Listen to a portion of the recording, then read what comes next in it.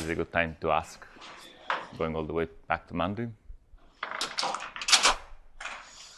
So is UV-IR mixing the reason why it seems that there is no background independent formulation of strings? I don't know. I mean, I would say that in perturbation theory,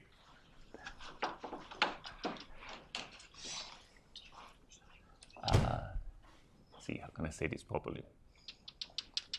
In perturbation theory, by definition, perturbation theory is perturbation theory around the background. But the classical equations of motion, in a sense, are independent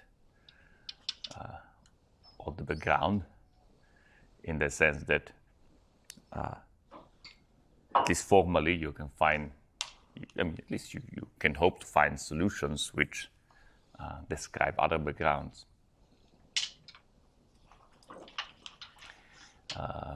We really only know how to do that for open strings at the moment, but at least conceptually it's not clear that, at least infinitesimally it's true.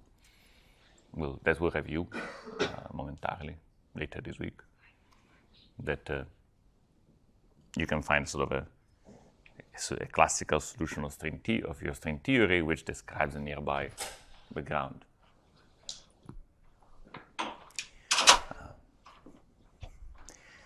Then when you go into non-perturbative completions, right, then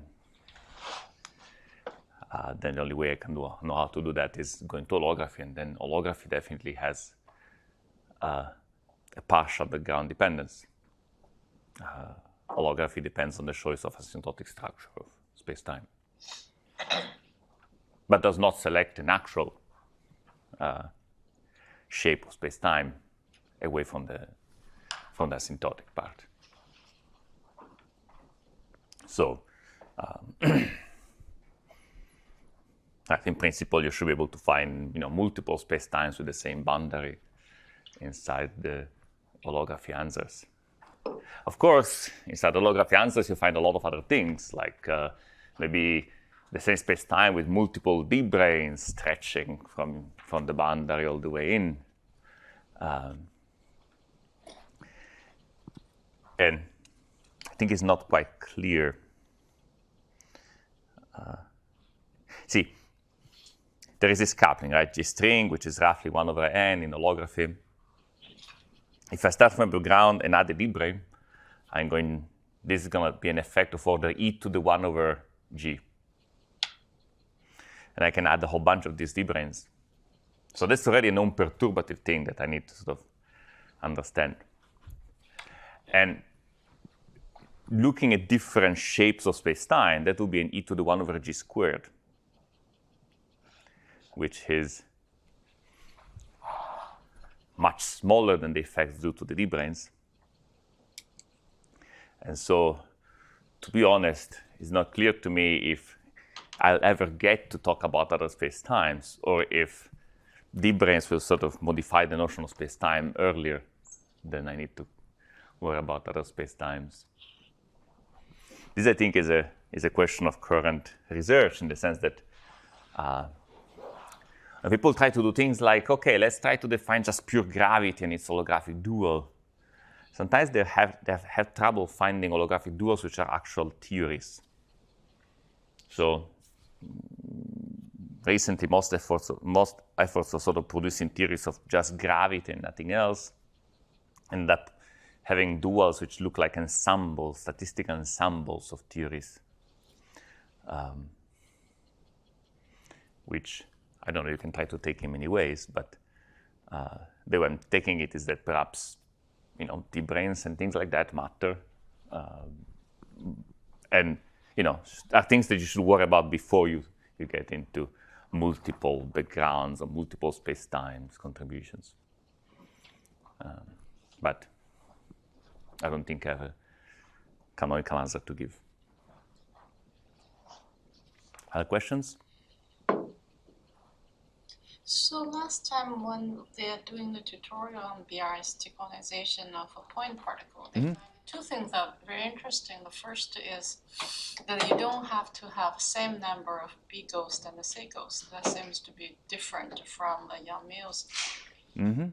And the other is that even if you impose the BRST, that the Q close over Q exact is actually not physical states. It also has some extra stuff that has extra boost. Mm-hmm. Meaning you need states that have ghosts inside, right? Yes. Right. So let's see.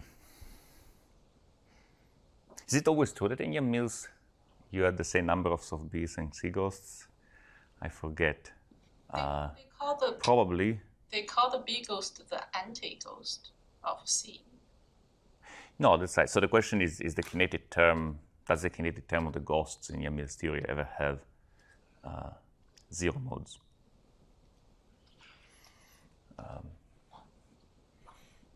I would think it is still a thing that depends on the space-time you're in. I mean, let's do Chern-Simons theory, which is a little easier than Yang-Mills theory. In Chern-Simons theory, how does it work? In Chern-Simons theory, it's cute because you can package all the fields into a single object. So you have gauge fields, which is one form. There is the C ghost, which is a zero form. And then when you package things together, let's see.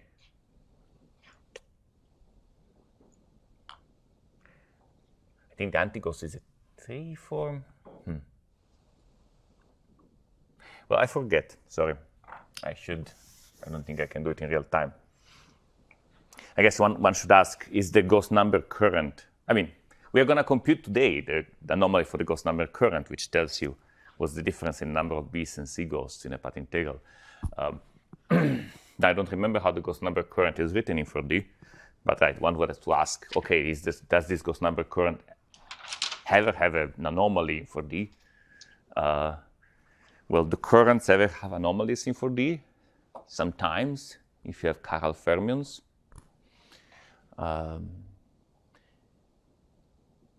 Or perhaps if you have self-dual forms that are charged under the current. I would say the standard gauge fixing in Yang-Mills has neither, so I'd be ready to believe that there is no difference between the number of Bs and C ghosts in Yang-Mills theory. But maybe if you have chiral fermions, that could be different. I'm not sure. I would have to. Well, they're not charged, so I think it's a matter of gauge fixing. I can imagine that there will be some crazy gauge fixing where this problem can occur, but probably the standard gauge fixing with the Lorentz gauge will not have that issue. That would be my guess. Maybe if you do some gauge fixing, which in electromagnetism, you could imagine doing some gauge fixing which treats the self-dual and anti-self-dual parts of the gauge field differently. That could probably give you an anomaly. And as for, do we need to put the actual ghosts in the operators we build? I mean, the stress tensor is an example. The stress tensor in 4D has ghosts inside because it receives contributions on the ghosts. I do not know if the individual pieces of the stress tensor are BRST closed. My guess would be no. So I think operators in Yang-Mills, even in Yang-Mills theory, operators are likely to require contributions on the ghosts. And again, this is something we'll see concretely in 2D.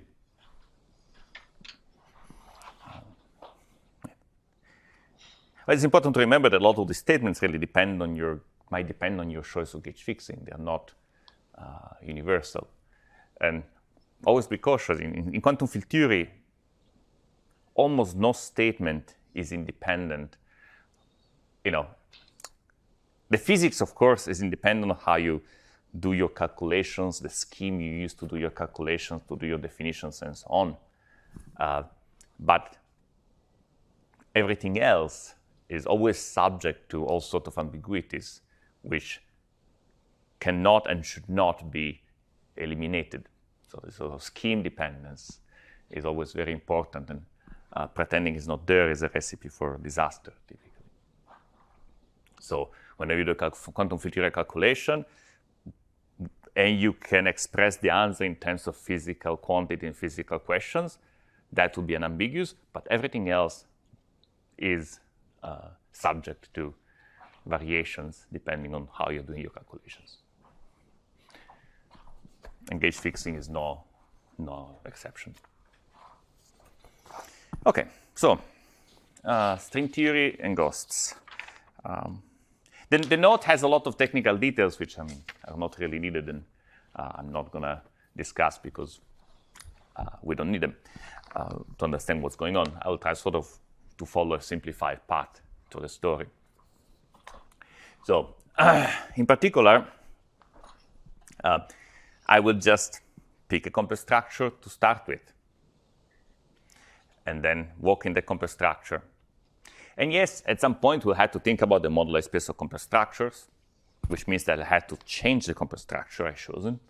But in order to write a measure on the moduli space of complex structure, something I can integrate over it, I only need to understand things locally. So that's not so difficult. And I will do it later, maybe, or not. It's not really super important for our purposes. So if you pick a complex structure, it means that we can say things like, okay, I have the metric and I write it in complex coordinates. Now I have HZZ, HZZ bar, and HZ bar, Z bar. And can you guess? And now let me just try to do the first step of gauge fixing when we deal with diffeomorphisms, while invariance it just sort of takes care of itself at the end. So we had this metric, and also we had diffeomorphisms, which are these transformations, which again we can write in complex coordinates.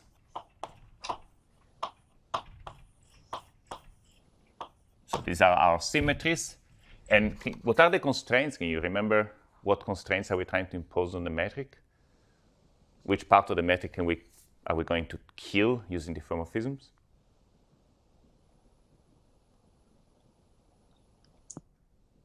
The off-diagonal part. That's right, which here is? The HZZ.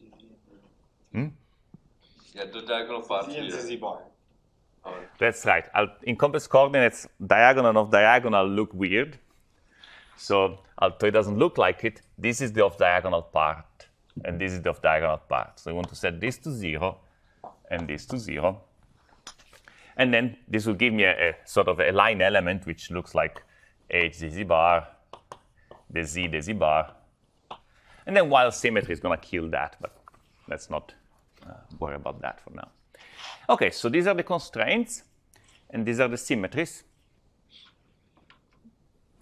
And so they have cute little completely linear constraints, easy to impose.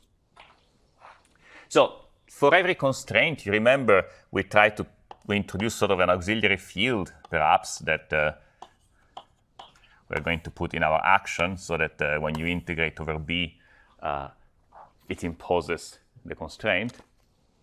And then we need to have a little b, a b ghost, which will help us impose this constraint in the Biot-Resti formalism. And so we'll need the BZ. Pretty much you get a ghost for every component of the metric. So we're going to have something like a BZZ and a BZ bar Z bar. Actually, I think it would be useful to work with the inverse metric.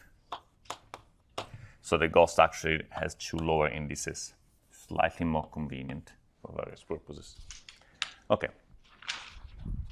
So let me call I'll just call this B and this B bar. But let's remember that one of them has 2 holomorphic indices and the other has 2 anti-holomorphic indices. It's no coincidence. These are the same sort of indices we're putting in the stress tensor. And indeed, in the BRST formalism,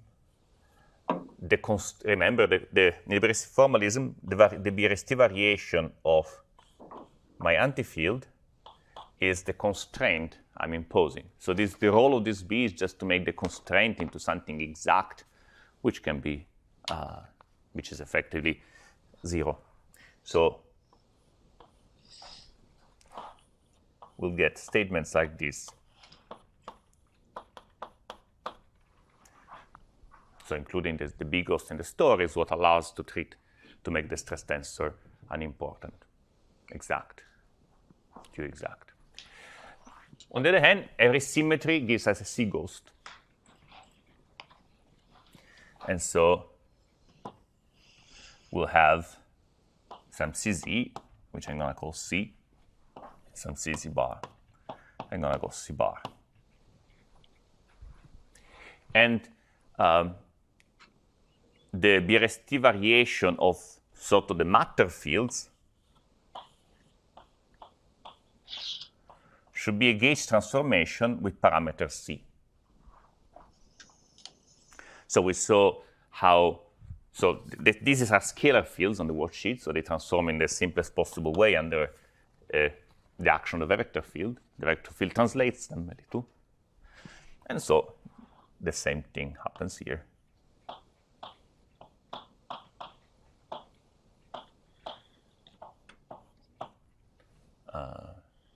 So I just literally wrote this action, replacing V's with C's. So these are sort of the two pieces of the story. In the BRST formalism, both gauge transformations and constraints are in the image of Q, and so they drop out in correlation functions.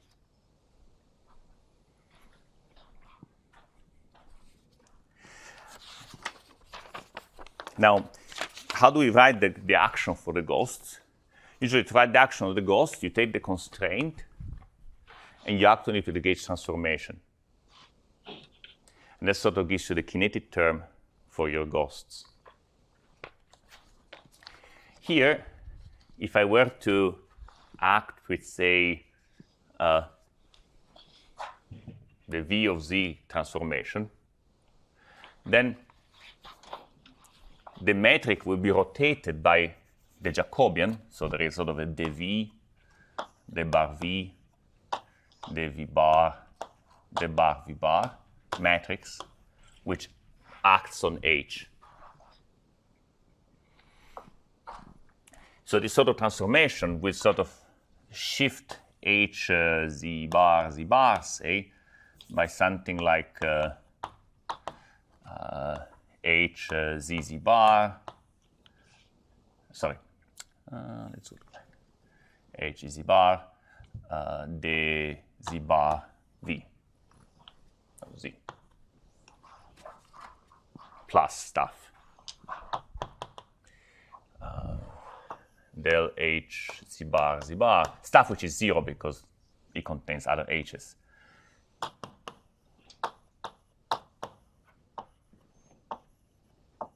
Okay. So the recipe to find the kinetic term is pretty much to replace V with C and then put a B in front of that. So the action for the ghosts is going to be essentially B, the bar C, the Z bar, sorry, let me put that both, plus B bar del C bar.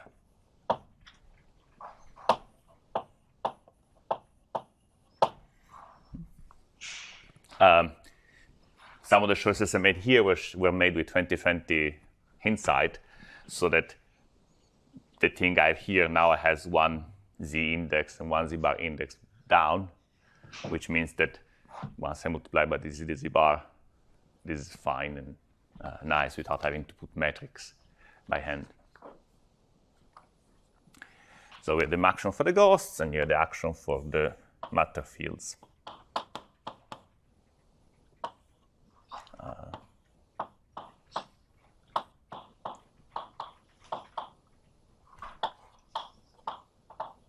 And here too, I have 2 indices down and 2 indices up.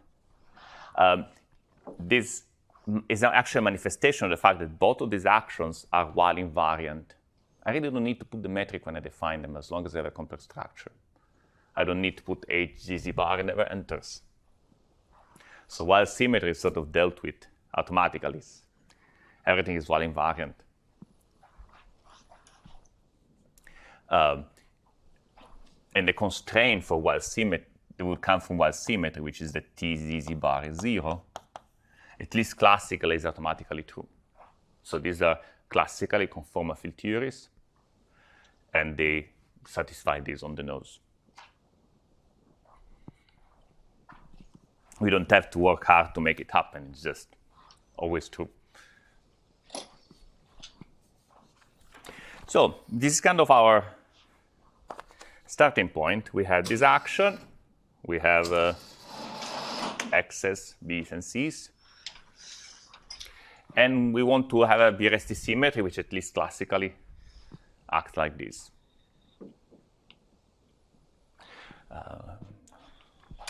When I say classically, what I mean is that classically, the operators in my theory say are polynomials in the fields and their derivatives, and then the BRST symmetry acts on each symbol one at a time using a Leibniz rule. Like if I want to ask what's a Q acting on BC, I just check what Q does on B or on C, and I add that up. That's like a derivative. Quantum mechanically, things become a little bit more subtle, and we'll discuss. Now I'm going to just write for you a current for this BRST symmetry. Will I? I'll try at least. I'll probably get it wrong, but so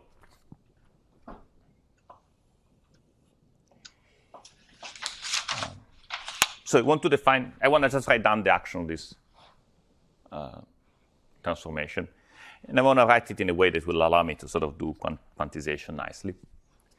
And in quantum field theory, whenever I have symmetry and things are reasonable, I should be able to get a current for it. Now, of course, you could say, OK, is this really a symmetry of this action? Well, it's a little bit of work to check. It's not too difficult. When you do variation here, you're going to get things like two X's and a C. When you do the variation here, this will have two X's. There will be a C. But actually, it will turn out that we need to have here the total stress tensor, not just the stress tensor of the X's. And so there will be an extra term that looks like, I don't know, 1B and 2 C's. And then I didn't write down how Q acts on C, but that will make everything work. So there is something like QC is C del C. Pretty much the only thing that was available to write down. And again, if you've looked a bit at the BRST formalism examples, you can see that typically Q of C is the product of two C's with a structural constant, which is the structural constant of your Lie algebra.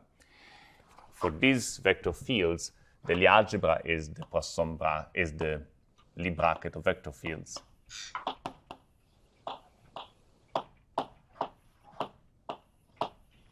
And this is just that. OK. So what is Q? So if I use the Nether theorem, I can write Q as the zero mode of a current. So let's do that. So I'm going from Q to a BRST current, which looks like this. There is a C del X del X. So it's going to have two components because it's a current. There is going to be a JZ and a JZ bar. They're going to be separately conserved, actually. So let me just write half of it. There's probably 1/2. I always forget. And again, there is a number here I always forget, which is some, and then there is a B, C, del C. Okay, you don't need the expression very much, but just wanted to have it on the board. Okay, so and at least classically, this current is the current for that symmetry, and that symmetry squares to 0. Again, the fact that the symmetry squares to 0 is not immediately obvious. I mean, it should follow from the whole formalism, but it can also be checked by hand. So when you act on C, for example, it follows on the fact that that bracket over there satisfies the Jacobi identity. When you act on X, it follows on the fact that the diffeomorphisms have this algebra and so on. It's just a little bit of patience, but you can check it. And then you can say, okay, let me just take this action and quantize it and see if everything works. Now, a nice feature of two-dimensional conformal field theories is that there is a very natural way to quantize the action of a symmetry, which is you take your current, at least in free theories, notice that very nice thing, everything here is still free. So this BC action is a free action. We can keep working with just free field theory. We don't have to worry about other things. And so quantum mechanically, you can just normal order your current, pretty much. I mean, normal order. You need to define this current in the same way as we were defining our stress tensor. You'll have to do some point splitting regularization. So quantum mechanically, your J is going to be a limit as S prime goes to S, and then you'll have to sort of figure out what to do in here.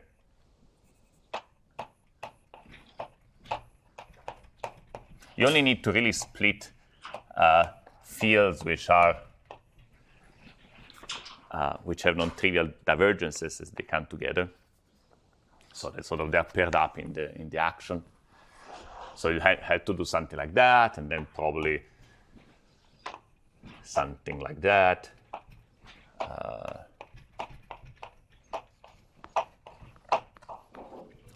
And then figure out what to subtract off. But, more or less what you did for the stress tensor, you can do it for this. And then once you have a well-defined local definition of your current, you can try to define your charge as just an integral of the current.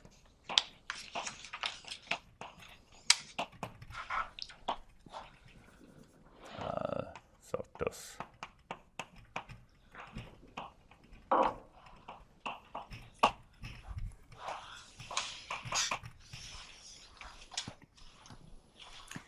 And now the whole thing will now work or not work, depending on a simple question: is Q squared still 0? If Q squared is still 0, then you have quantized your gauge theory, your constraint system or whatnot. If Q squared is not 0, then you have a Biresti anomaly and you're in trouble. And you need to try to fix it. If you can find a way to fix it, you can still keep going. And if not, you throw away the theory. So computing Q squared, it's a little bit of a pain. Much as what we did with the Virzo algebra, what's really convenient to do is to compute the Q of G Biresti. It still takes work. So I'm not going to do it. Just too much work. But very roughly, you find that a whole bunch of things cancel out, but there is unfortunately a number that can appear here. I hope it's this. I think it's correct. And this number, you had to compute it, and it happens to be the dimension of space-time minus 26. It's a straightforward, it's tedious calculation. There is actually a shortcut to get to this number, which is to do the following. You can check that Q of B is T, where T is sort of the sum of two terms. One is the stress tensor for the x's, and the other is the stress tensor for the ghosts, which I'm going to write down momentarily. And in particular,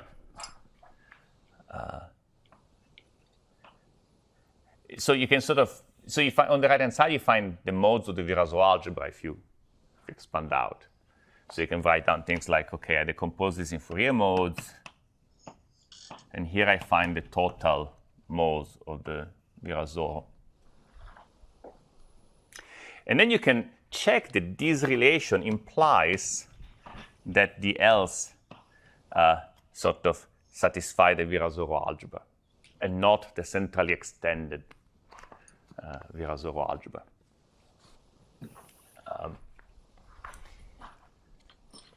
Pretty much because you can act with L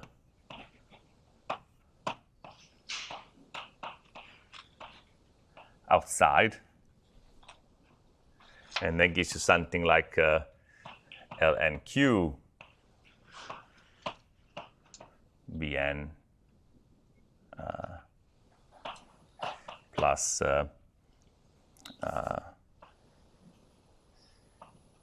lm, sorry, q lm bn.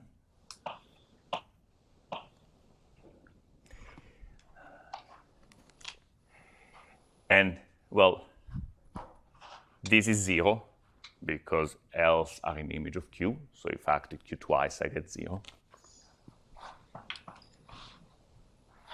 And this you can compute. There is essentially a B.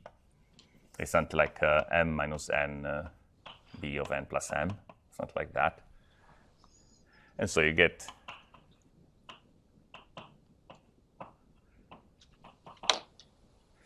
just to say that in practice, you see that something is going to be wrong if the L's have a central extension.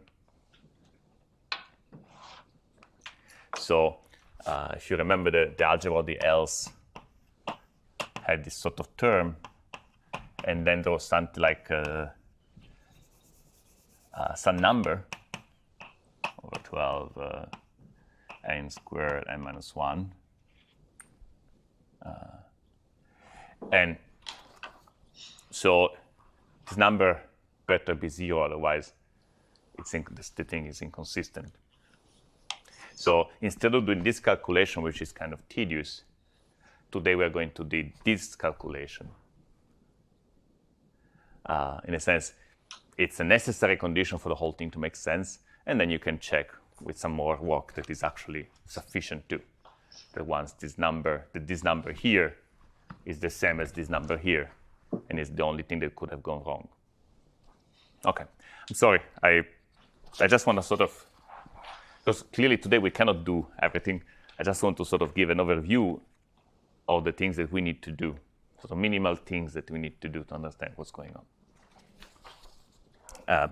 So what we need to do is to understand roughly how this theory works,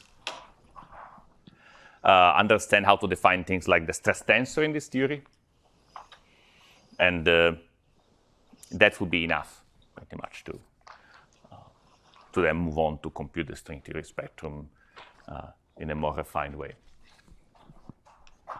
than we did last week. So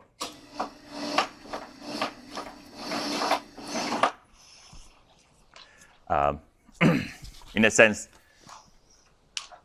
we can now sort of forget about most of what's on this board.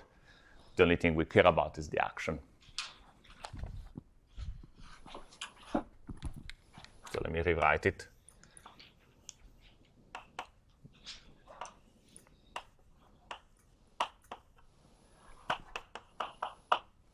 So it's a funny action, right? Because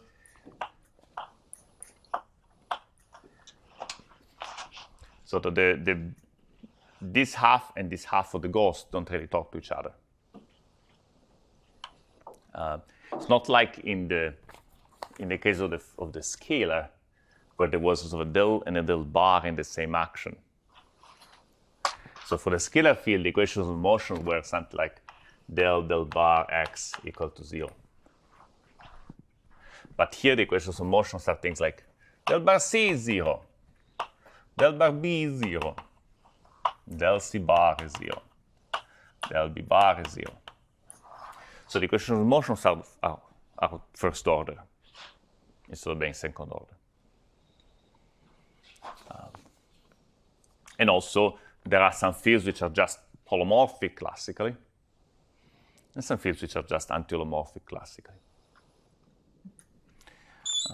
Some point later on, maybe we'll discuss the free fermion in 2D, which has similar features.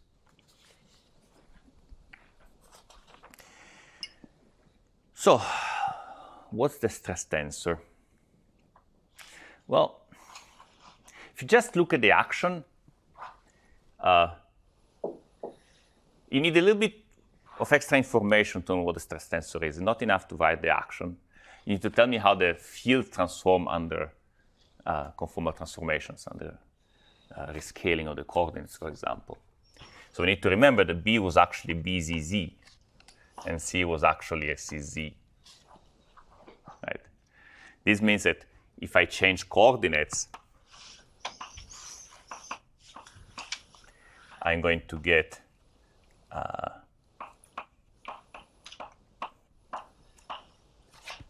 transformations like that.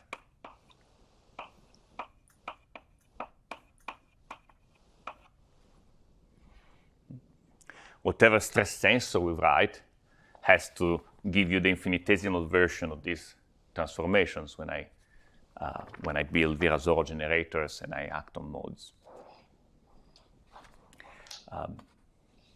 See, in order for the action to make sense, the only thing you really need is that. So I should have written the Z bar. The only thing you really need is that this number, perhaps you should have written -1 here, sorry. That this number and this number add up to 1. So that when the whole thing transforms as a form that you can integrate.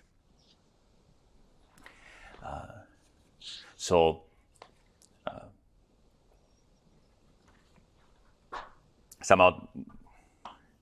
the stress tensor looks like this. There is a C dsB, and there is a Chu the CB. And notice I could also write this. These are fermions, so I could also write as minus dsBc.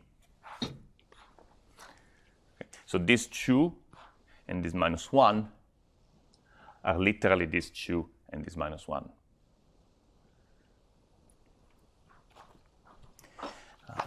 So this is the stress tensor for the ghosts. And when I write this expression, again, I would have to really point split to do a quantum mechanical definition.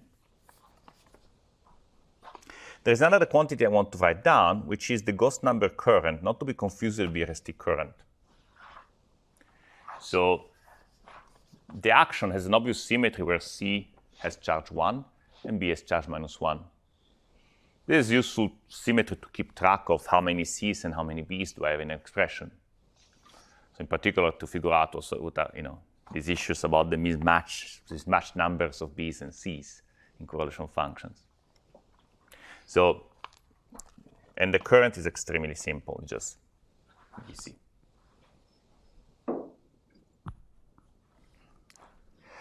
Okay, so both these objects get some slight quantum subtleties from the point splitting procedure. And I would like to go over that. Let's start on the Gauss number current because it's a bit easier. So the better definition of the Gauss number current is limit as S goes to S prime of B of S, C of S prime. And then I need to figure out what to subtract. Now, looking at the equations of motion, can we figure out what the Green's function look like?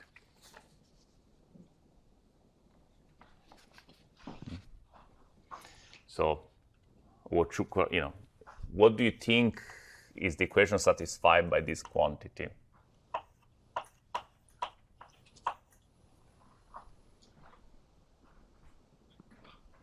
Like del bar on this delta function. That's right. So del bar of this becomes kind of the equation of motion. Suppose I do with respect of S becomes the equation of motion for B. B appears in the action paired up with C. So the sort of remember the equations of motion fail at the location of other operators, the operators which are paired up with them in the Lagrangian. So the equation of motion for B fails at the location of C. And indeed, it fails by some number times a delta function. Do you know how to solve this sort of equation? Represent the delta function as a... What would you put on the right-hand side? With singularity, what I put on the right-hand side, such that the bar of it is a delta function. 1 over Z, 1 over S minus. That's right. So 1 over S minus S prime. Of course, I could have also just repeated what I did for the scalar field, and I will do so. Just, I'm not sure I could do it in time. So expanding B and C's into Fourier modes, representing them as fermionic harmonic oscillators, writing down the 2-point the correlation function, and so on. This can all be done. I will do it. But just to say, the sort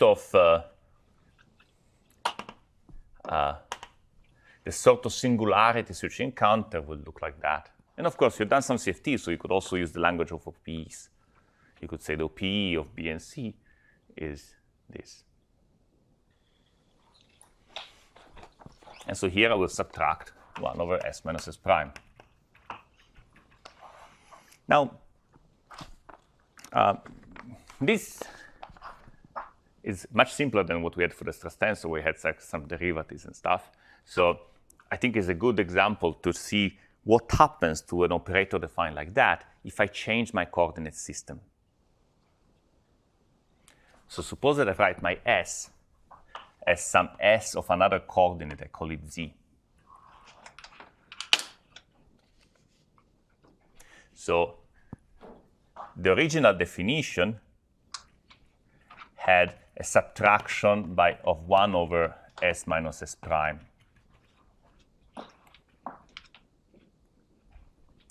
And the new definition has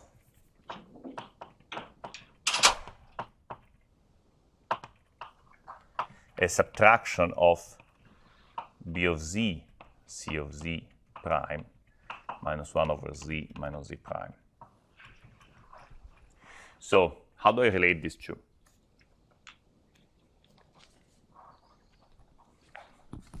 So keeping this in mind.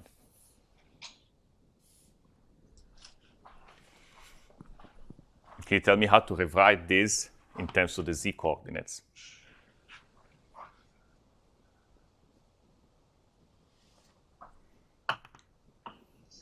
What's B of S in terms of Z coordinates?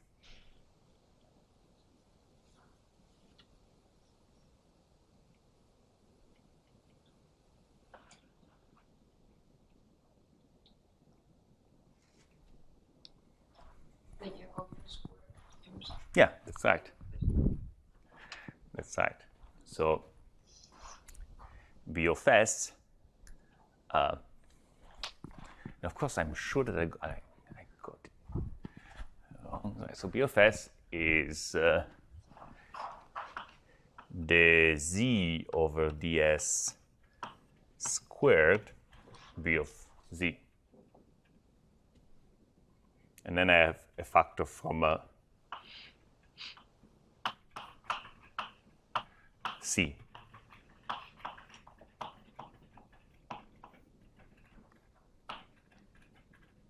And then I'm still subtracting 1 over S minus S prime, of course.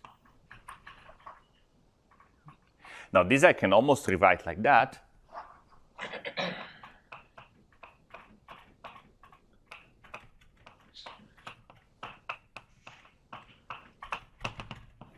Except for the subtraction term.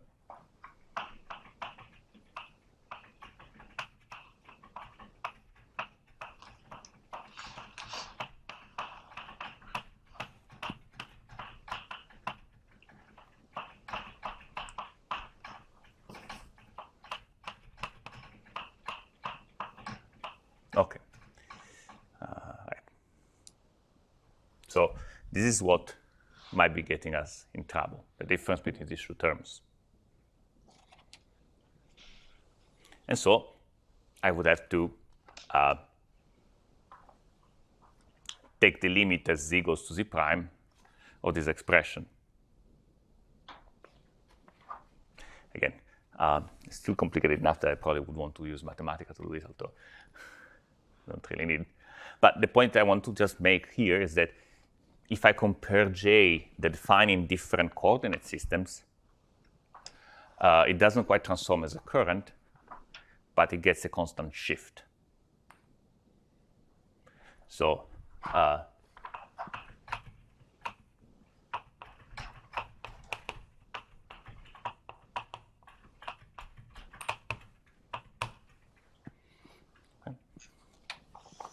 So there are other ways to express this fact, but in complex coordinates, this is the more natural way. So that means when you sort of try to assemble your Riemann surface out of patches, what you thought was the value of the current in one patch becomes a different value somewhere else. If you try to sort of ensure that you have current conservation, charge conservation, for example, you had to manipulate sort of little, integrals of your current as you bring them around your surface. But as you bring them around, occasionally you had to shift the value of the current. And so at the end of the calculation, something was supposed to be sum of the charges equal to 0, ends up sum of the charges equal to something. So this sort of anomaly means that if I have a correlation function of operators on some surface, the sum of the Gauss numbers of these operators is not 0, as would be the case if you have a symmetry, but it's just a very specific number, because the calculation you do to find this number only depends on the shifts. It knows nothing about the actual operators. So it's a number which only depends on the surface you're doing the calculation on.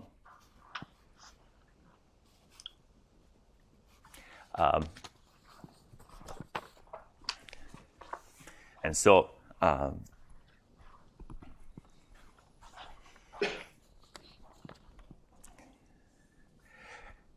now,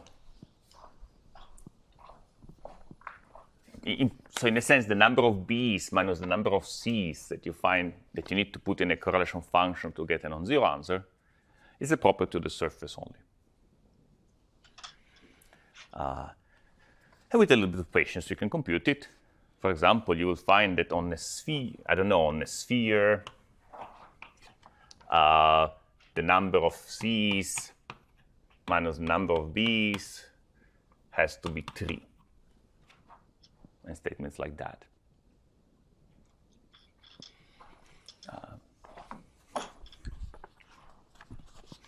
And we'll see manifestations to these facts concretely when you work doing calculations. Let's see. What else should I say? Yes. So you can also do a similar calculation to see the point splitting regularization of the stress tensor. And you can compute with some patience the action of the GOST, the version of the Virasoro algebra for the modes of the GOST of the stress tensor for the GOSTs.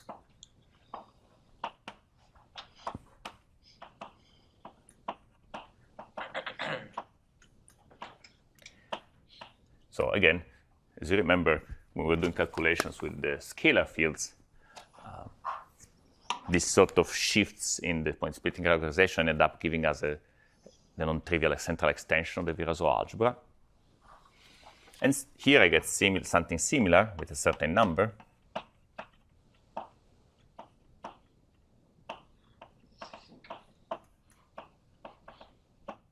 Except this number is minus 26. Okay. And it's not a mystical calculation, okay? It's just some tedious, just because there are 2 terms in the stress tensor, so you need to take both into account. It takes a little bit of work. It has some 1 squares, some 2 squares, and things like that. And at the end, when the dust settles, you get a minus 26. So if you tell me what number is here, I can give you what number you have here. It's some quadratic expression. And when the number is 2, you get minus 26. And so when you combine the stress tensor for the Gauss and for the matter fields, then the anomaly, that number will be dimension minus 26, and will vanish for dimension 26. So this is sort of one of the 2 numbers which you could not get out of doing things by hand last week. Somebody had to tell us that the correct dimension was 26. And here you can derive it. There is another number which will appear when we study the Hilbert space for the Gausts. And I think we have enough time to discuss it. So I'm going to be a bit fast today, probably. I just want to get the Gauss out of the way and get into concrete calculations. Because at the end, to be frank, the only time we'll ever encounter the Gauss is when we try to compute this correlation function on a sphere with 3 Gausts. And I'll just tell you, OK, this is 1, and let's move on.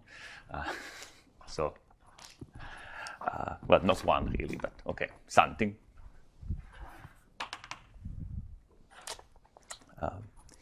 But nevertheless, there is some physics in knowing what's going on about the Gausts, and I don't want to completely disregard it. So, Fourier expansion, same thing as we did for the scalar field.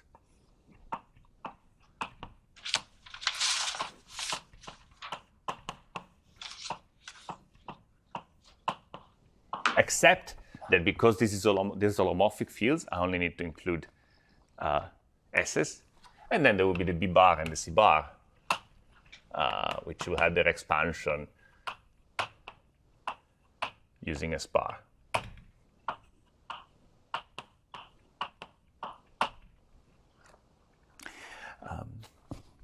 So we need to figure out what are the commutation relationship of these shapes of these modes.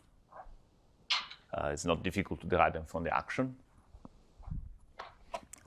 You find that sort of B's anti-commuted B's, C's anti-commuted C's, and the only non-trivial ones are between B's and C's.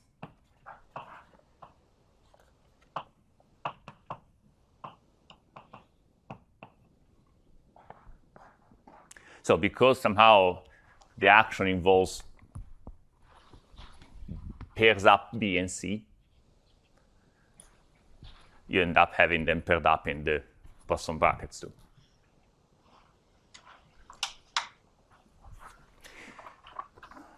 So now I want to build sort of the Hilbert space for these modes. Now these are fermionic modes instead of bosonic modes. They anti-commute instead of commuting. They square to 0 in particular.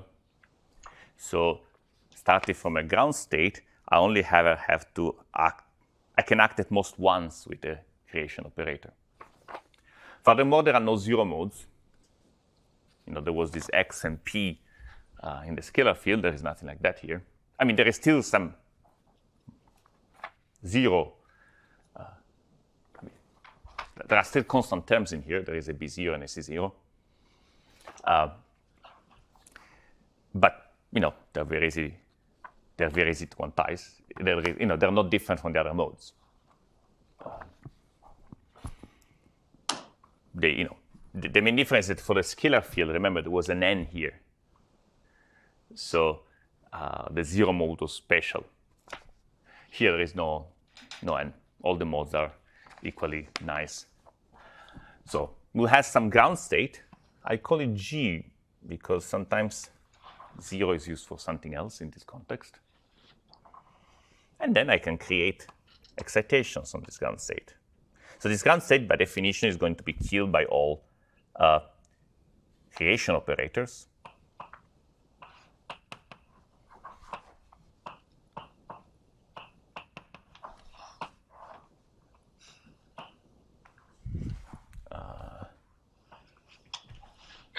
Right. I need to be careful. So all the things that lower the energy will have to kill it. It's the ground state.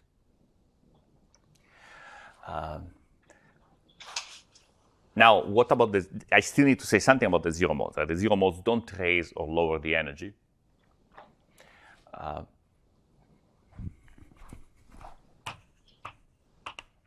have a B0 and a C0, which anti-commute to 1 and square to 0.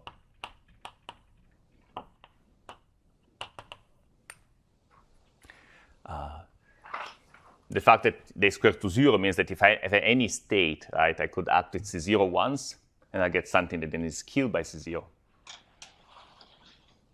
Or I could act with B0 once, and I get something that is killed by B0. So without loss of generality, I could assume that, say, this is killed by B0. And then I'll have a second state, which is C0 acting on it. And let me just focus on the B's and C's. I'll have to say the same words about the B bars and C bars, but they're separate. So I had two states which have the same energy, G and C0G. And if I act with C0 with B0, I go one way, and act with C0, I go the other way. And then I can act with any number of B's and C's with negative indices.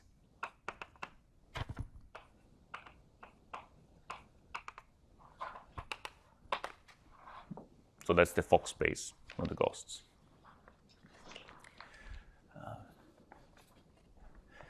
Now, as you remember,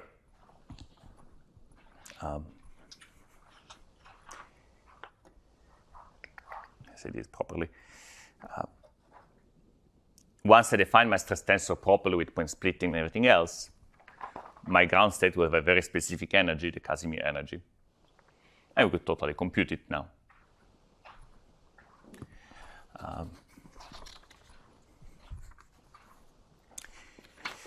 But let me just delay for a second. So first, right, that can say.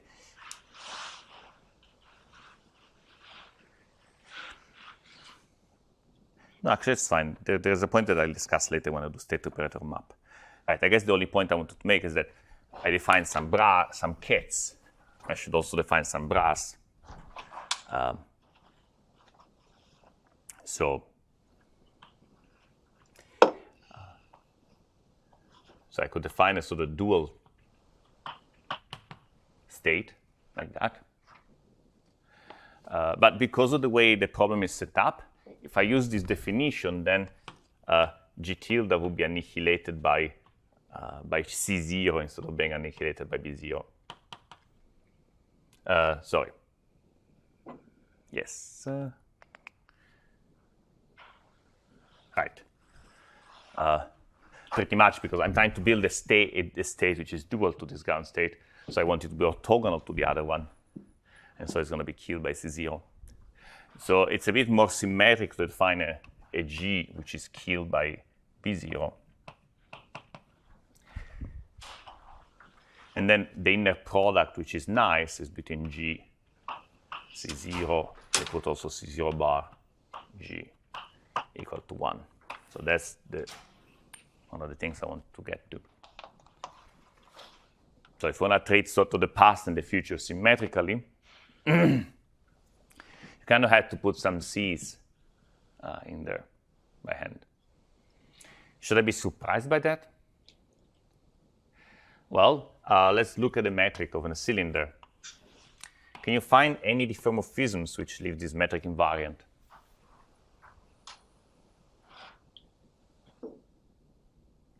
Any coordinate transformations which are symmetries to the cylinder? Rotations and translations. There's ds and ds bar with 1 here. These are precisely the ones that correspond to these ghosts. These are the zero modes. These are zero modes of vector fields. These are zero modes of the ghosts. So this is just the toy manifestation of the fact that whenever I have an unfixed gauge symmetry, I need to put by hand the corresponding ghosts in the path integral. Meaning that here, with a natural choice of states in the past and the future, I need to put by hand these ghosts. So if you sort of try to parse a little bit what's the meaning of saying that this is killed by B or C or whatnot, we could discuss that. But it's pretty much, you're picking some boundary conditions here where you're not trying to kill this symmetry by hand. You're letting it be, and then you'll kill it in the correlation functions. A state like that, instead, is a state where you say, haha, I put boundary conditions on my fields or my symmetries or metric or whatever that forbid translation as a symmetry in the past, say. And then, okay, if I use that or in the future, this G tilde is something that sort of I put some other conditions that forbid the translations as a symmetry in the future. And then if I forbid it in the future, it's not there. And then I can just write things like that. But it's not a good idea because if I want to treat future and past symmetrical, I would have to forbid it both in the future and in the past. And forbidding something twice is a very bad idea usually, because they are over-constraining. If you're over-constraining, it means you need B's. And indeed, you had to do something like that. Now you can over-constrain, but put some forgiveness by adding a couple of B's in there. So, choices.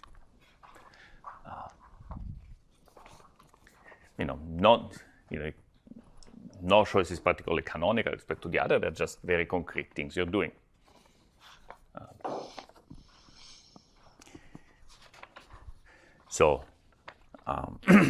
Anyway, so using this data, we'll be able to do pretty much everything that we want. Right. So it will turn out that this G is particularly convenient because a lot of interesting string states will be built out of G by acting with matter oscillators. G tilde also plays a role, but it's a little bit more subtle.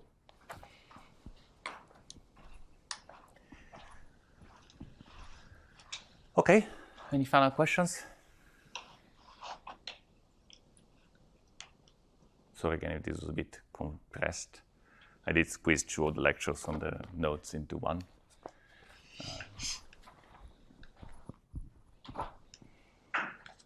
But I want to stress, even if you don't feel you understood anything here, it's not a big deal because we will use it very sparingly, and then when you need it, you can learn it better.